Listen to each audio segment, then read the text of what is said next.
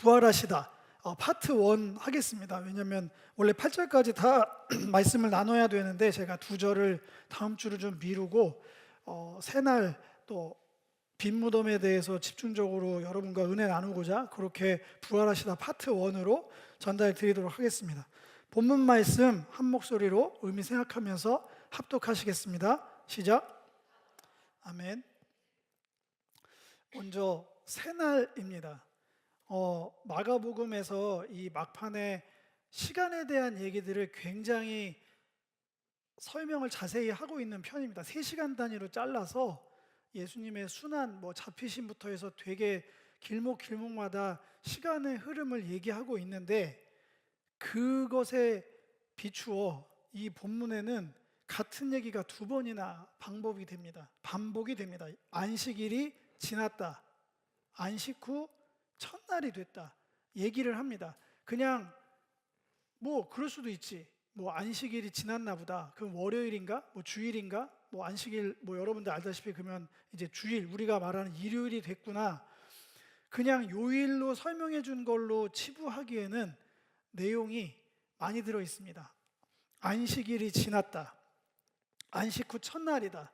여러분들의 이해를 돕기 위해서 안식일을 다시 한번 말씀을 드려야 될 것 같습니다. 안식일은 7일째 되는 날이기도 하고 또 한 주간이기도 하죠. 7일이라는 이 굉장히 시그니처 되는 7자, 6일과 플러스 1일, 6일과 전혀 다른 하루, 창세기 1장의 내용이죠. 6 플러스 1, 한마디로 창조와 구원의 시간과 날을 가리키는 굉장히 시그니처 같은 한 주간을 이야기합니다. 6 플러스 1, 여기에는 창세기 2장 1에서 3절을 보시면 일곱째 날에 그 모든 것들 하시던 일을 마치시니 그가 하시던 모든 일을 그치고 일곱째 날에 안식하셨다. 하나님이 일곱째 날을 복되게 하사 거룩하게 하셨다. 얘기 나옵니다. 여기 보면 거룩한 시간 혹은 날을 지정하셨어요. 이거를 조금 레이어드해서 보면 거룩하지 않은 날과 거룩한 날이 구별이 되어 있습니다. 이렇게까지 보실 필요는 없지만 거룩한 날이 지정이 되어 있으니까. 이 배경을 왜 말씀을 드리냐면 지난주 설교하면서 말씀드린 게 하나 있었어요. 지성소 얘기하면서 거룩한 곳, 지극히 거룩한 장소, 이 얘기 반대는 거룩하지 않은 장소가 있다는 게 되잖아요. 원래 구분이 없었으면 굳이 이런 생각을 할 필요가 없지만 구분된 장소, 그것도 아주 거룩한 장소, 더 풀어서 얘기하면 하나님이 임재하시고 언제든지 만나고 교제하고 삶을 나눌 수 있고 동역할 수 있는 거룩한 장소가 있었는데 십자가에서 휘장을 찢으셔서 이제 구분된 장소는 없어졌어요. 네, 거룩한 장소가 없어졌습니다. 그러면 이제 하나가 남았죠. 거룩한 시간도 없어져야죠. 시간과 장소는 실존에 있는 우리 인간에게는 우리를 설명할 수 있는 유일한 길입니다. 어디에 있었냐, 어느 시간에 있었냐, 다 그걸로 좌표 찍어서 역사가 이어지고 우리가 기억을 하고 설명을 하고 서로 공감을 하는 거잖아요. 좌표를 굳이 찍는다면 시간과 공간. 십자가에서 휘장이 찢기면서 하늘과 땅의 경계를 허무셨습니다. 예, 우리가 주의 십자가를 믿음의 가장 큰 은혜가 새로운 살 길로 이제 나아갈 수 있는 것, 예수를 통해서 아버지와 함께 할 수 있는 길이 열렸는데 오늘 이 본문을 통해서 보면 7일째 되는 다음 날입니다. 날로는 8일째 되는 날이겠죠. 그날이 그날이라고 보시겠지만 마가복음의 관점에서 이제 거룩한 장소를 넘어서 거룩한 시간으로 초대하고 있는 겁니다. 거룩한 시간의 내용. 하나님의 원래 안식에는 포인트가 거룩한 내용이, 거룩한 시간이 담겨져 있어요. 근데 안식 후 첫날이라는 표현은 이전의 창조와 구원과는 확연히 구분된 새로운 창조와 구원을 기대하게 하는 새로운 시간의 시대가 열린 것들을 선포하고 있습니다. 출애굽기, 신명기 내용들은 제가 지금 설명한 내용들을 뒷받침하기 위해서 표기해 놓은 거예요. 출애굽기에 보면 안식일법을 십계명에 제정하시면서 창조를 기억하는 날로 담아 놓으셨어요. 신명기에 똑같은 내용을 리와인드 하시면서는 거기에 덧붙여서 출애굽, 종살이에서 자유롭게 된 날, 구원을 기념하는 날로 안식일을 기념해 놓고 있습니다. 그러니까 안식일에 참여해서 모든 일을 멈추고 그 시간을 거룩하게 구별함으로 주님의 시간에 들어가고자 하시는 분들은 내용적으로는, 일적으로는 아무것도 안 하는 거지만 내용적으로는 하나님의 창조와 하나님의 출애굽의 구원을 기념하고 그 일들이 기억하는 그 사람들의 시점에 시대 상황하고 비춰서 지금 이 시간에도 이루어지기를 바라는 거죠. 역사가 스포일러라고 여러분들이 바벨론 포로로 잡혀갔던 시대에 안식일을 지키는 사람이었다고 생각해요. 그러면 출애굽을 기억하고 하나님의 창조를 기억하면서 뭘 기대했겠어요? 바벨론에서 풀어지길 바라겠다. 그 역사와 능력이 오늘날 내게 실제되기를 바라겠다. 더 시간이 흘러서 로마의 속국으로 살았던 사람들, 거대 제국의 노예로 살았던 사람들에게 똑같이 안식일에 참여한다는 것들은 기대치가 같았을 거예요. 과거의 일들을 그냥 무한 반복으로 되풀이하는 것이 아니라 오늘날 내가 처해 있는 시대와 삶 가운데서 그 일들이 새롭게 재현되기를 간절히 바라는 마음으로 안식일을 지키는 것이 가장 온전한 형태로 지키는 겁니다. 일하지 말라고 했더니 엘리베이터 안 누르고 음식 불을 켜지 않고, 지금도 특정 나라 가면 그렇게 하고 있잖아요. 되게 귀합니다. 근데 그분들을 폄하하거나 지금 그런 얘기 하는 게 아니라 그 내용을 말씀드린 거예요. 그런 행위를 했냐 안 했냐, 불을 켜면 안식일을 지키는 것고 지키는 게 아니다, 이런 거를 따지기보다는 실제로 안식일을 지키면서 하나님의 거룩한 시간들로 왜 구분되기 원하는가, 무엇을 바라는가를 지금 저는 포커스 맞추고 있습니다. 7일째 되는 날을 향한 6일 동안의 시간의 날로 하나님께서 창조의 법칙을 만들어 놓으셨어요. 여러분들 솔직히 말해서 기독교를 믿든 안 믿든 일주일이라는 시간 구분, 날의 구분은 도대체 어디서 근거합니까? 유튜브 보다 하는 건 아니지만, 여러 상식적인 유튜브 채널 얘기하는 건 아니지만 한번 쳐보세요. 시간은 누가 나눴고 날은 누가 나눴고 일주일에 하루를 왜 쉬는지. 너무 당연해서 숨 쉬듯이 밥 먹듯이 당연한 거 아니야? 이렇게 치부하지만, 또 그게 온통 기독교나 성경의 기준이 아니라고들도 얘기하지만 그 반대 근거들 그냥 상식선에서 구글이나 유튜브에서 한번 쳐보시라고요. 이런 거 내용들을 보면 근거가 없어요. 왜 일주일 단위로 이게 세팅이 돼서 여기까지 오고 모든 사람들이 다 인정하고 이런 것들, 시간 구분도 하나님이 시간을 24시간으로 해라 그런 건 성경에 없어요. 날을 7날로 해라는 거는 정말 많이 나옵니다. 창조의 기준으로 7날, 6째 날과 구분되는 하루로 쉬면서 굉장히 다른 시공간에서 하나님의 거룩함에 그 시간으로 들어가서 거룩을 담지하는 자로서의 정체성을 회복하는 것들을 담아놨고, 구약 율법만 봐도 너 혼자만 그러지 말고 네가 그런 시간을 누린다면 심지어 동물까지도 다 그렇게 해야 한다는 에덴의 세상을 꿈꾸셨던 거거든요. 하루만이라도 너희들이 먹고 살라고 사는 게 아닌, 죽지 못해서 사는 삶이 아닌 원래 오리지널리티, 에덴에서 살았던 그 누림을 한번 연습하고 기억해내봐, 이렇게 세팅하신 건데 그게 잘 안 됐죠. 근데 안식 후 첫날은 이걸 넘어가는 시간입니다. 이걸 넘어가는 시간이에요. 안식 후 첫날, 전혀 새로운 시간과 날을 살게 하신 시작의 날입니다. 가만히 보면 우리를 일요일을 그 성도라고 할까요? 구분해서 주일이라고 얘기를 합니다. 저 풀어서 얘기하면 주님의 날이죠. 그래서 예전에 이날은 주가 지으신 주의 날일세, 기뻐하고 즐거워서 하면서 주의 날이라고 주일날 모여서 저희는 예배하고 있습니다. 근데 이것을 조금 2000년 전 상황으로 돌리면 로마에서는 각 종교를 인정하면서 종교일을 지정해 줬어요. 당연히 유대교는 안식일 날 예배하게 만들어 놨습니다. 법으로. 그 인정해 줬어요. 로마가 관대하게 하면서 이제 여러 종교들을 인정하면서 너희들 요일로 따지면 토요일 날 모여 얘기를 했단 말이에요.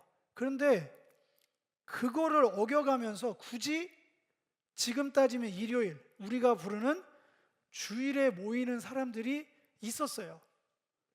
그거 자체로 저항이에요. 그거 자체로.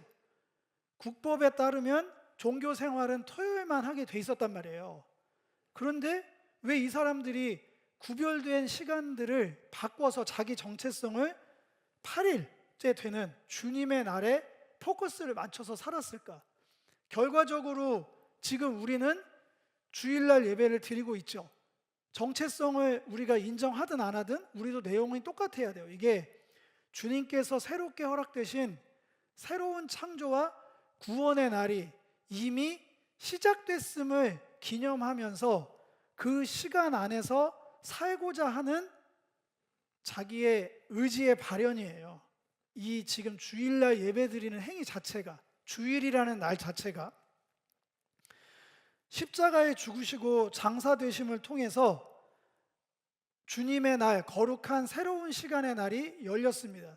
그래서 우리가 이제는 6일에 거룩하지 않은 시간이 따로 있고 안식하는 하루를 구분해서 이날만 거룩하게 살자고 얘기하지 않는 거예요.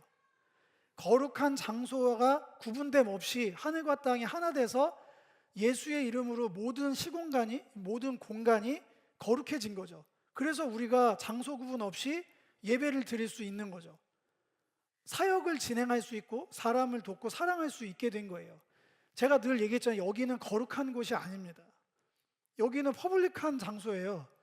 여기 있는 거 예전에는 레드카펫 같은 거 깔아놨거든요. 빨간색으로. 감히 어디 강대상에 함부로 올라와. 저도 이거 신발 벗고 올라왔었어야 돼요. 가수들도 이렇게 초청되면은 예전 교회들 가면 아직도 신발 벗고 올라가서 찬양하라고 하는 데가 있어요. 그래서 되게 웃겨요. 이렇게 풀세팅하면 막 바지까지는 거의 힙한데 흰색 양말 그런 줄 모르고 왔다가 그 힙합 가수분들도 되게 황당할 거예요. 그 신발이 생명인데 양말 그 신발 벗고 올라가시라고 그렇게 한단 말이에요. 그 정서가 틀린 건 아니에요. 하나님 앞에 나오는 자세가 필요치 않다는 게 아니라 실제적으로 거룩한 장소는 이제 없어요. 그게 우리가 누림의 결정적인 건데 시간도 마찬가지라는 말씀을 드리고 싶은 거예요. 여러분들의 이제 날의 구분은 의미가 없어요. 모든 날들이 거룩한 주님의 새날입니다. 문제는 이게 실제가 아니라는 거죠. 우리는 여전히 가장 쉬운 방법을 택합니다. 6일은 그냥 내 마음대로, 내 편의대로, 내 주장대로, 내 주권대로 사는 날, 굳이 종교적으로 얘기하면 조금 거룩하지 않은 날, 주일날 저렴한 표현 죄송합니다. 몰빵을 하죠. 그냥 하루에다 다 집어넣는 거예요. 하루 그냥 싹 다 집어넣어서 거룩한 시간 때우고 6일이라는 시간을 그냥 살고 이 스텝으로 살면 저는 조심스럽게 말씀드립니다. 여러분들은 십자가 이후의 시간을 살고 있지 않은 거예요. 여전히 아니라고 하지만 성전이 있었고 거룩한 시간이 특정한 날로 정해져 있던 그 시대를 여전히 살고 계신 거예요. 여전히.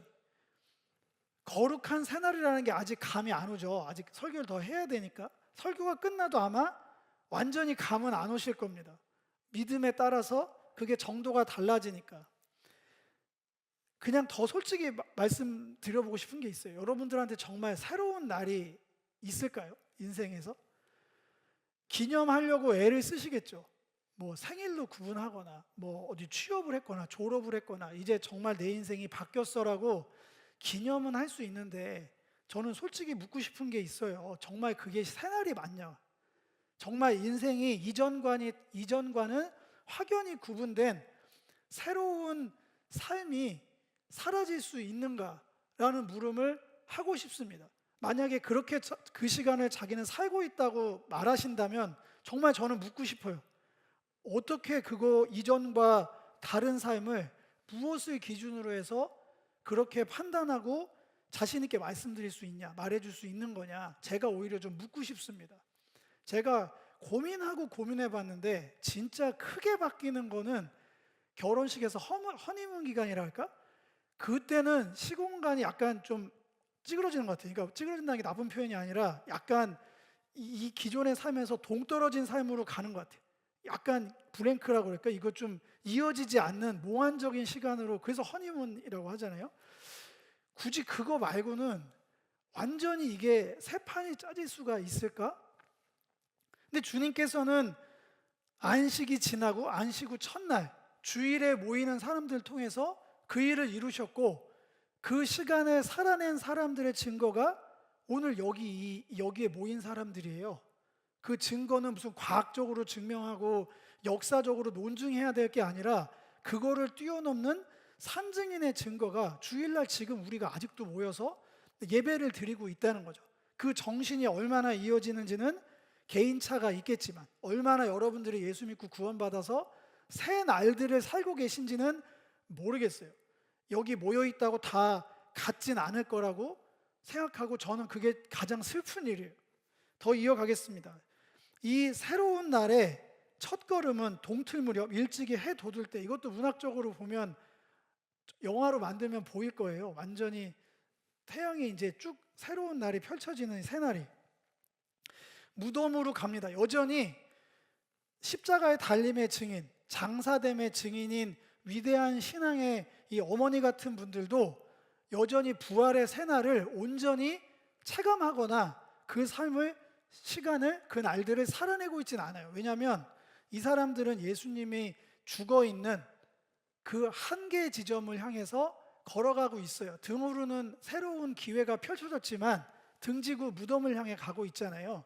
제가 수요예배 때도 말씀드렸지만 입버릇처럼 우리는 힘들 때마다 죽을 뻔했어, 죽겠어, 죽을까봐, 뭐 이런 죽음을 항상 가장 어려운 거에 수식어로 서슴없이 사용합니다. 그 얘기는 뭐냐면 죽음은 모든 것의 끝이에요. 모든 한계 상황을 썸하면 죽음이 될 겁니다. 무덤은, 그 무덤 입구라고 표현된 무덤 입구는 죽음의 세력을 가장 극명하게 우리한테 보여주는 거예요. 관뚜껑으로 할까요? 사람이 죽어서 관뚜껑에 묻히잖아요. 요새는 화장해서 납골 분봉함이라고 해야 되나? 그 딱 닫히잖아요. 인생이 거기서 한계가 다다라는 거예요. 그 어떠한 인생을 살았던, 어떠한 시공간에서 누구와 뭘 했든지 간에 그 관뚜껑이든 무덤 입구든 봉함의 뚜껑이든, 뭐 한 뼘도 안 되는 거겠죠. 봉함 뚜껑은 좀 초라하지만 그게 우리네 인생의 한계치예요. 그걸 열고 나올 수 있는 사람이 없습니다. 근데 이분들도 그게 당연히 닫혀져 있을 줄 알고 무덤을 향해서 가면서 누가 우리를 위해 무덤 문을 좀 굴려줘야 되는데, 그래야 들어갈 수 있는데, 이거 더 디테일하게 하면 이게 굴렸다니까 네모라고 생각한 사람은 없을 거 아니에요. 동그랗게 큰 무덤의 문이겠죠. 이거는 부자들 대부분 이렇지 않았거든요. 근데 이 돌 무덤, 당연히 아리마대 요셉 자기네 그 굴에다 묻었으니까 그거가 굴려져 있던 거예요. 굴려져 있던 것. 여기서부터 이제 부활의 내용으로 더 들어갈 수 있습니다. 이미 굴려진 혹은 열려진 무덤의 문은 이 새 날, 제가 얘기했던 거룩한 새로운 시간의 가장 큰 증거입니다. 가장 큰 증거. 죽음 이후의 시간을 살게 한 거예요. 죽음 이후의 시간을. 예수님이 십자가 지시기 전에 우리가 외울 만한 성경 구절 내용입니다. 제가 읽겠습니다. 마태복음 16장 18절입니다. 또 내가 내게 이르노니 너는 베드로라. 내가 이 반석 위에 내 교회를 세우리니 음부의 권세가 이기지 못한다. 교회를 음부의 권세가 이기지 못합니다.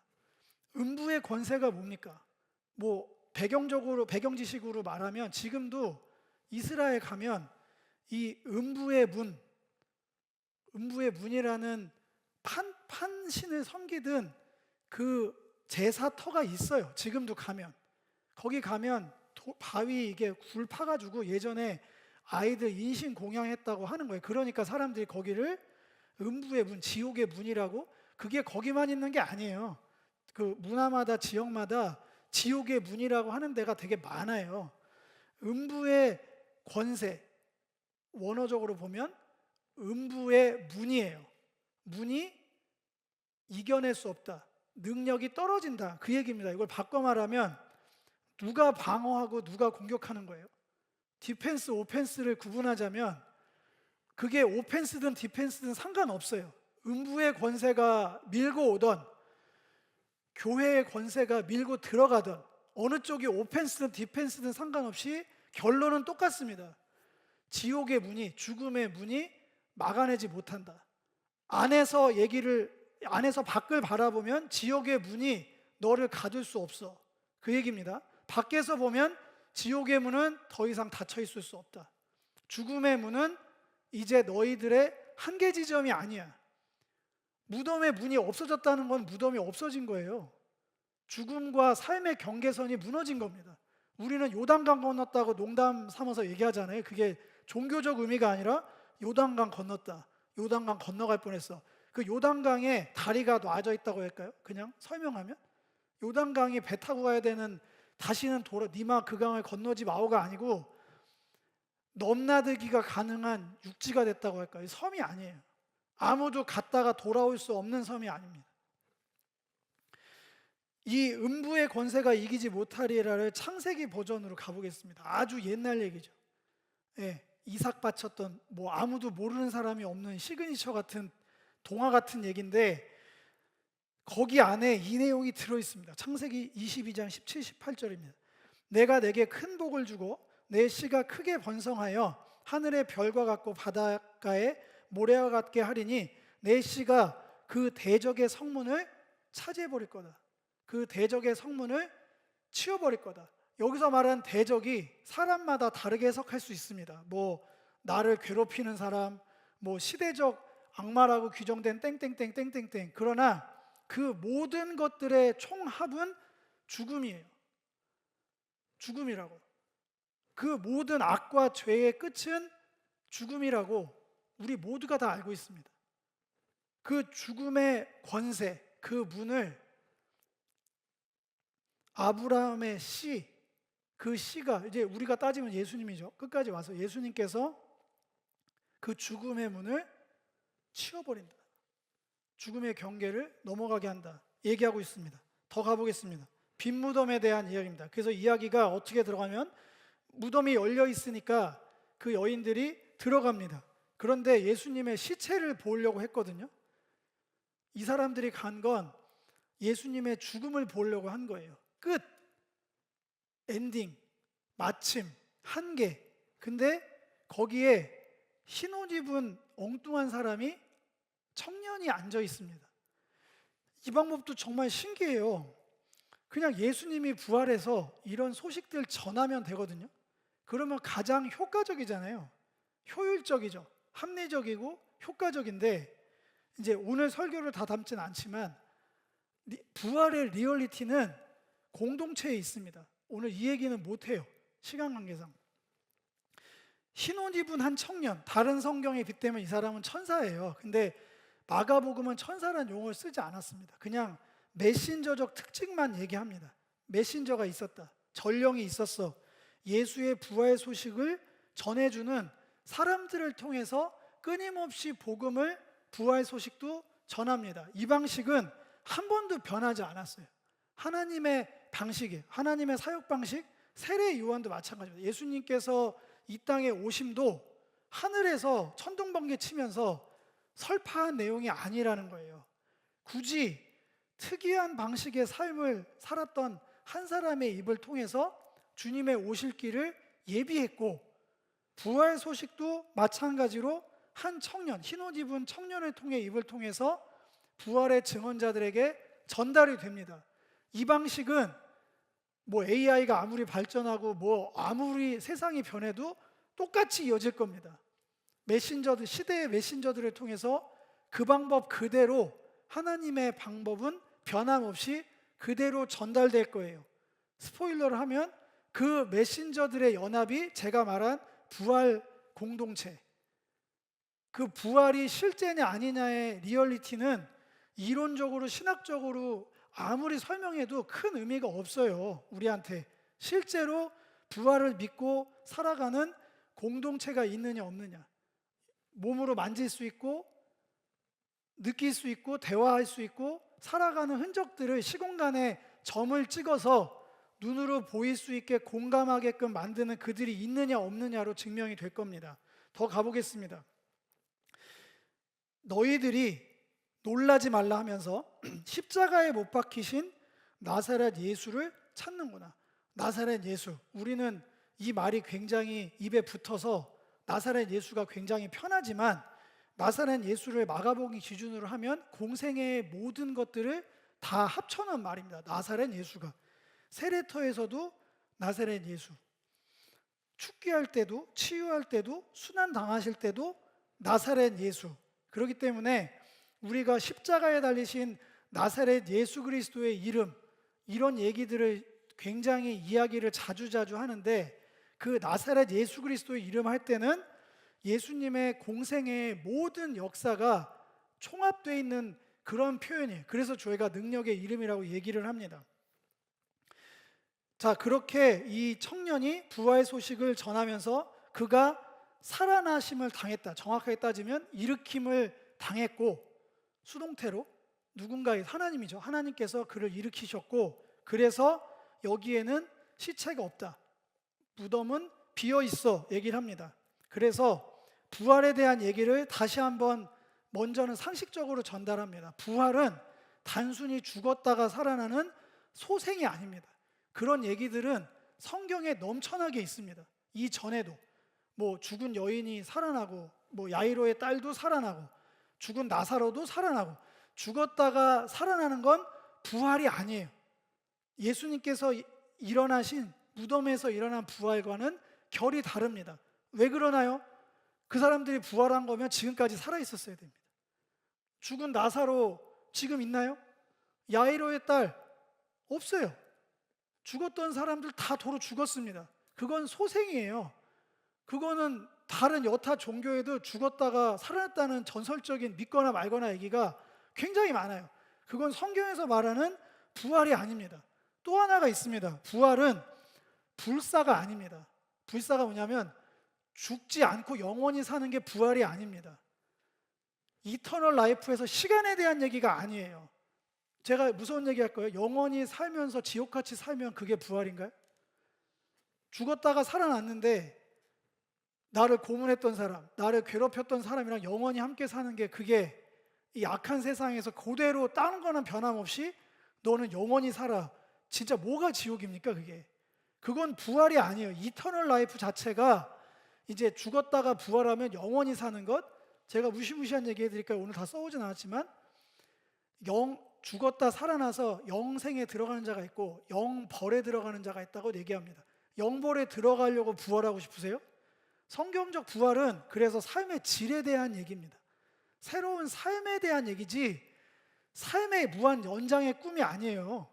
뭐 불로장생 약이나 뭐 특정 야쿠르트 이름 그런 게 아니라고. 이거는 삶의 질, 어떻게 살아갈 것인가, 죽은 다음에 피안의 세계라든가 몽환의 세계 얘기하는 게 아니라고요.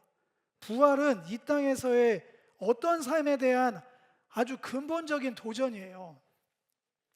두 번째는 반드시 육체성이 있습니다.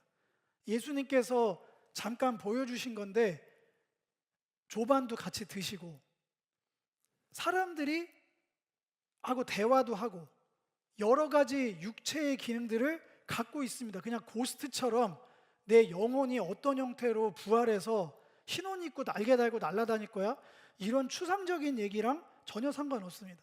또 하나는 역사성 안에는 연속과 비연속성, 분명히 이전 기억들도 그대로 가지고 있고요.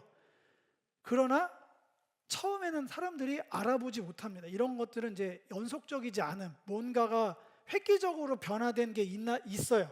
그러나 연속적인 것도 있습니다. 곧 사람들이 눈이 열리니까 알아봅니다. 예수를 알아보고 같이 교제하고 기억도 공유하고 사명도 나누고 같은 삶을 살아갑니다. 이런 여러 가지 것들이 부활이라는 것에 있습니다. 결정적으로 유대인들이 믿었던 부활은 보편성이에요. 특정인만 부활하는 게 아니고요.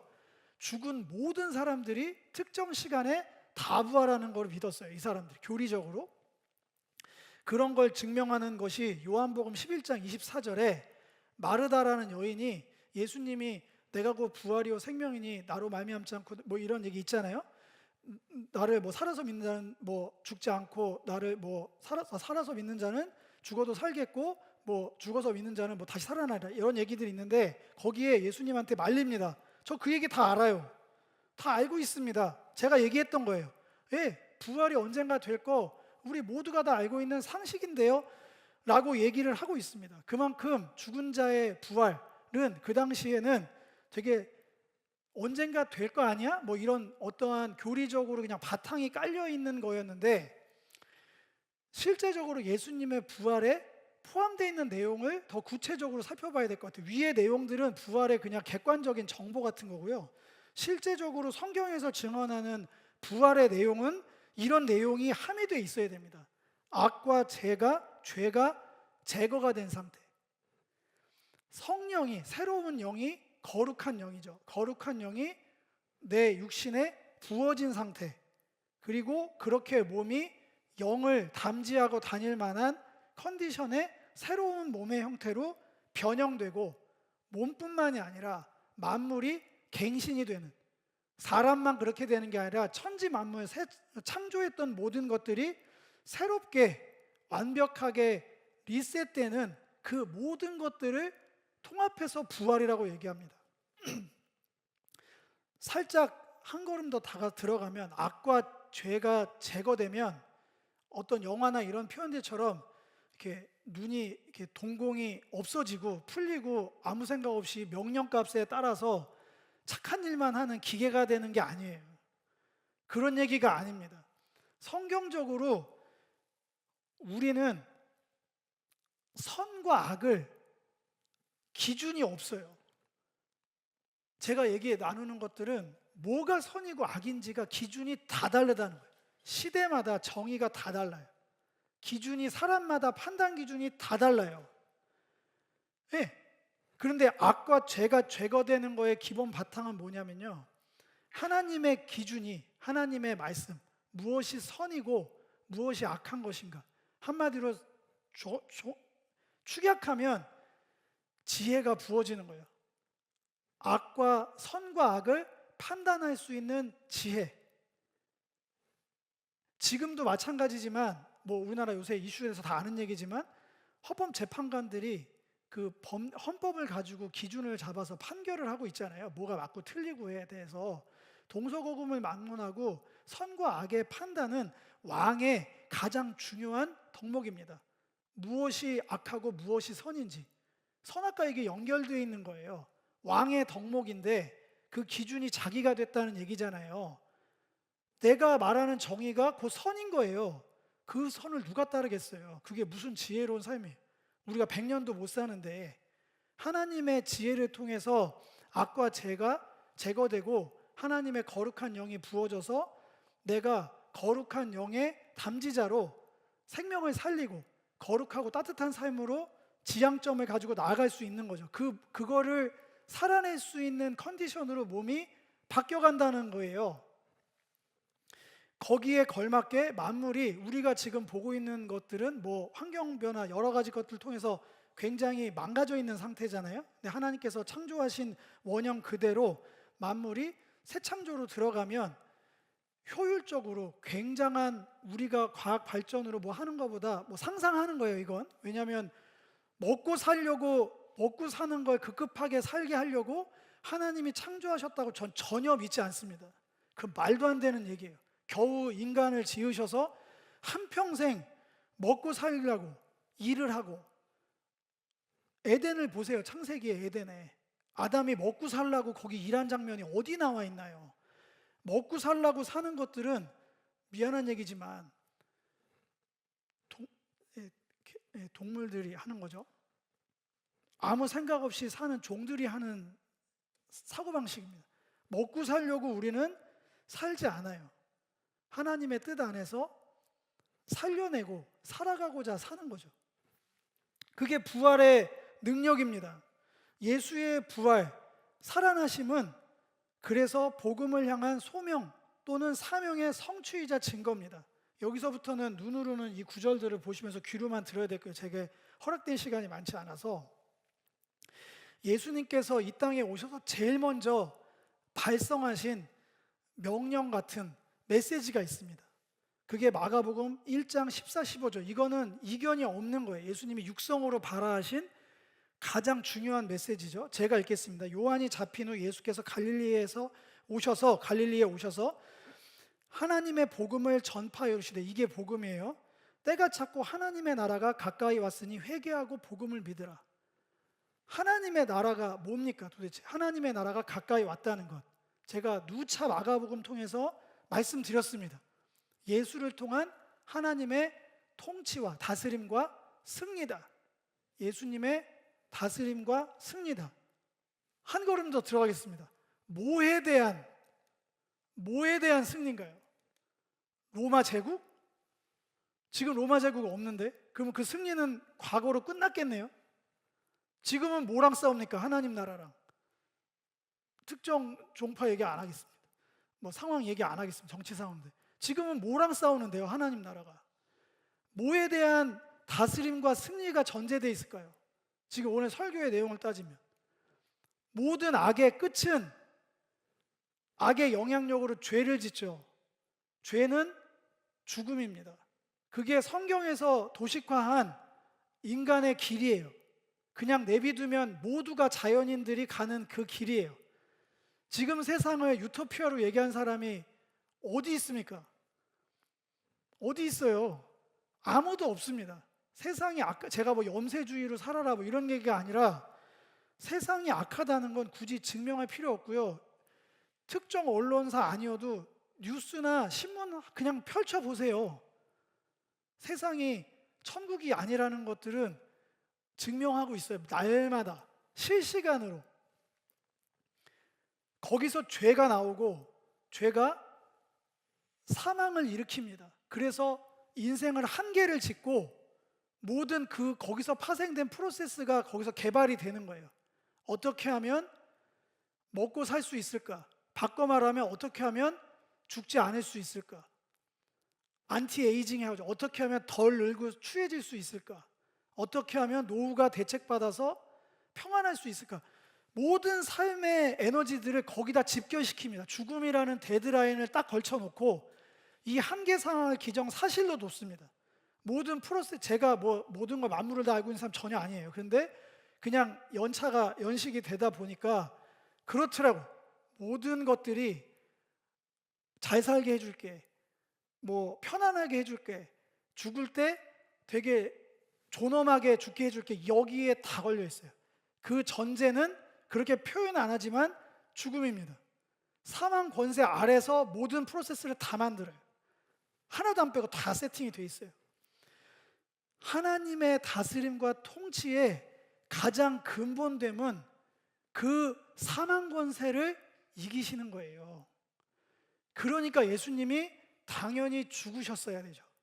죽음을 이겨야 되는데, 그러면 죽음이랑, 예수님 죄송합니다, 한판 붙어야 되잖아요.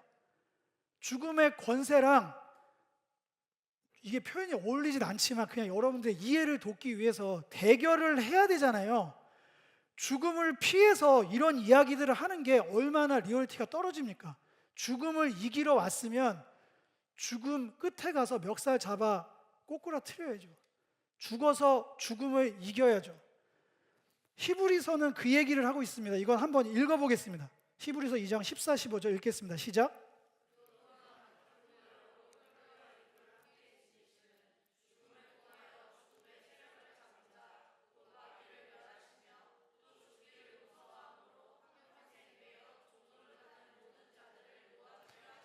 네, 제가 설교한 내용이 그대로 히브리서 말씀에 들어 있습니다.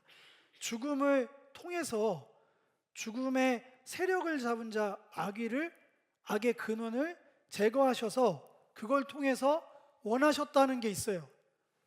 여기에 리얼리티가 있습니다. 부활하셨다가 외쳐서 끝나는 게 아니에요. 그게 나와 무슨 상관이 있느냐가 중요합니다. 부활을 통해서 이제 죽음은 너희 한계가 아니라고 분명히 새날을 선포하신 거예요.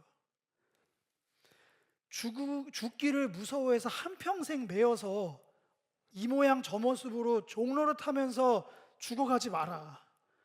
죽음의 시간을 늦추기 위해서 삶의 에너지를 낭비하지 마. 너는 이제 죽음에서 자유해졌어. 그게 새날이에요. 안식 후 첫날이 의미하는 새로운 날입니다.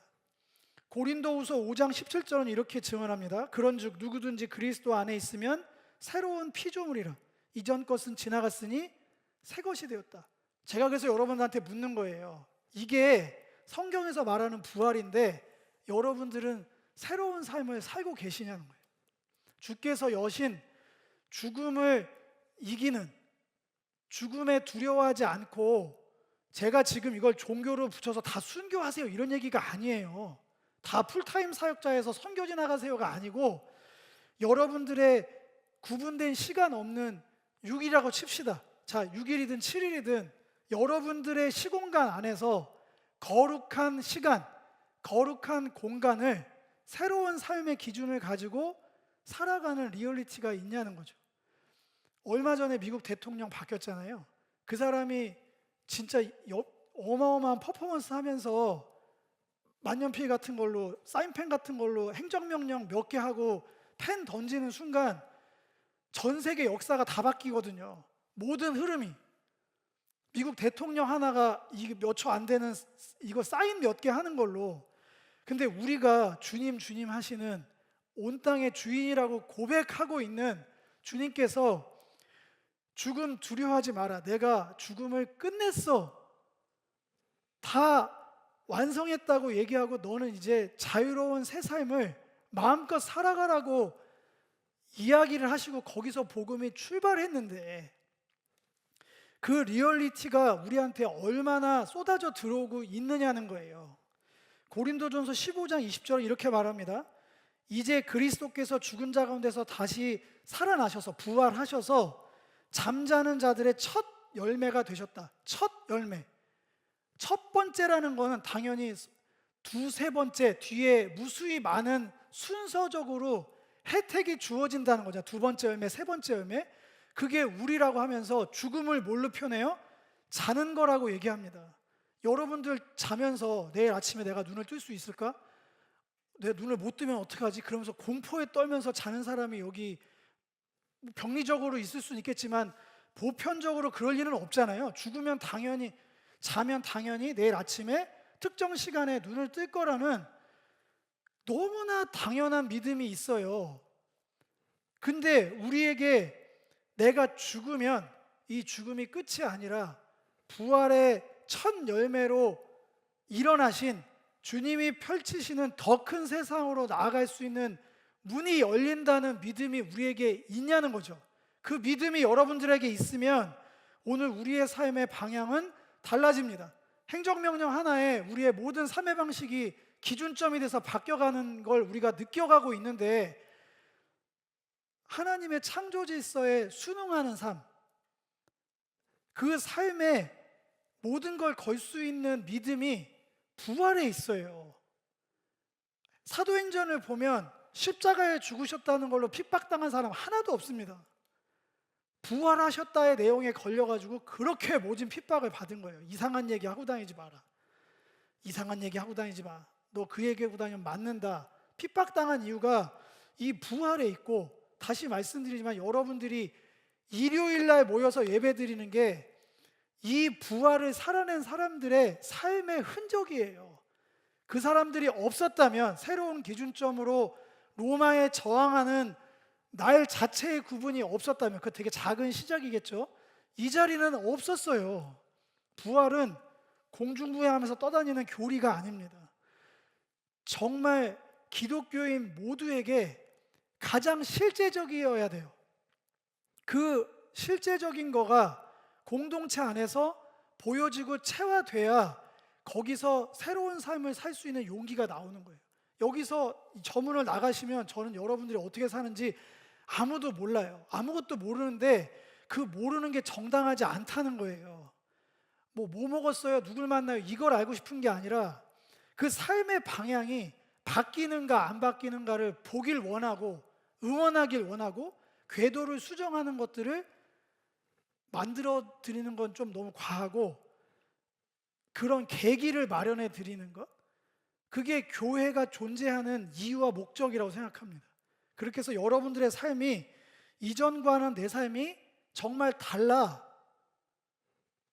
내 삶은 이전과는 완전히 달라졌어. 그 실제적인 삶이 여러분들에게 체화되고 누림이 돼서 그게 찬양으로 바뀌어가길 저는 원해요. 그래야 끌어올라서 다른 사람들이 너 정말 변한 것 같다. 너 뭐가 똑같은데 예전에 너가 아닌 것 같아. 왜 그러니? 거기서 기회를 찾는 거예요. 그냥 흩어뿌리기 식으로 마이크다 대고 막 예수천당 불신조, 이게 그거 하시는 분들은 그렇게 하시면 되는데, 저는 교회는 삶이 보여질 수 있는 공동체를 통해서 여러분들의 변화된 삶의 온도가 끌어오르는 새로운 생명의 밝기가 더 밝아지고 더 뜨거워지는 것들을 보고 체험해서 분명하게 부활을 소망으로 살아가는 공동체를 통해서 예배가 진화되어가는, 더 깊어지는 이 연속 지점에 있기를, 오늘의 예배가 또 다음 주에 또 우리가 무수히 많은 기회를 얻을 텐데 그 모든 모임의 이유와 목적이 거기 닿기를 간절히 소망합니다.